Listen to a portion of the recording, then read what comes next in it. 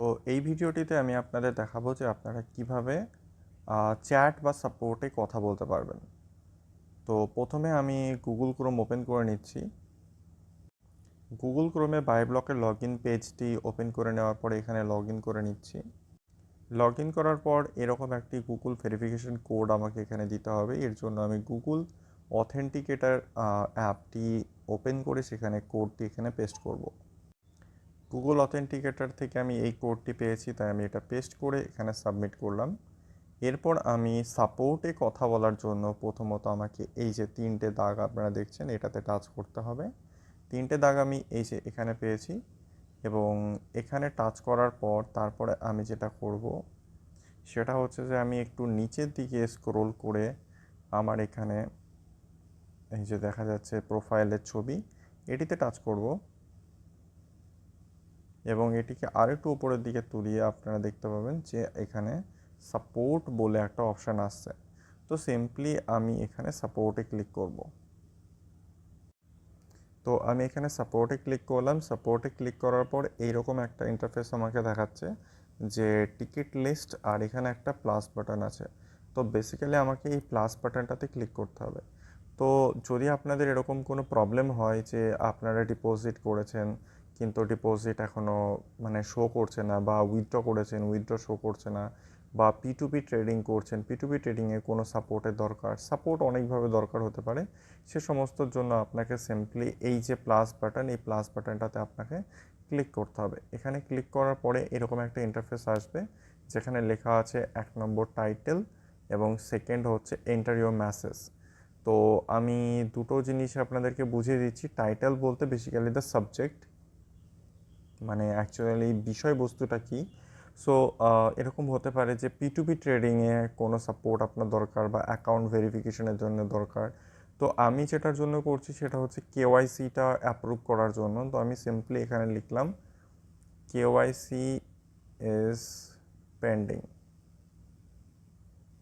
এবং enter your মেসেজে আমি যেটা লিখছি যে I have updated my KYC but still it's showing pending, এবং আমি এখানে সাবমিট করছি। এবং সাবমিট করার পর সাবমিট আমি যেই করে দিলাম, তো এখানে সঙ্গে সঙ্গে একটা মেসেজ মানে এরকম একটা ইন্টারফেস এলো যে চ্যাট, এবং তার নিচে I have updated my KYC but still it's showing pending, এবং নিচের দিকে একটা মেসেজ এলো। তো এটা একটা আমি নর্মাল অ্যাকাউন্ট বানিয়েছি, তো দেখা যাক এটাতে কী রিপ্লাই আসে। রিপ্লাই এলে আমি আপনাদেরকে দেখাচ্ছি। তো যতক্ষণ রিপ্লাই আসবে ততক্ষণ আমি আপনাদের আর একটা জিনিস শিখিয়ে দিই। যদি আপনাদের কোনো সময় বাংলা টু ইংলিশ করতে হয় তাহলে সিম্পলি আপনারা এইভাবে গুগল ট্রান্সলেট লিখে ওপেন করে নিতে পারেন, এবং গুগল ট্রান্সলেট লেখার পর এখানে আপনার যে ডিটেক্ট ল্যাঙ্গুয়েজ আছে সেটা অটোমেটিকলি ডিটেক্ট হবে, এবং এখানে ইংলিশ আছে। তো আমি এখানে সিম্পলি যদি লিখি যে ধরুন আমি লিখলাম যে আমার KYCতে কিছু প্রবলেম আছে, বা আমি লিখলাম যে ডিপোজিট হয়নি, তো আমি এখানে বাংলায় লিখছি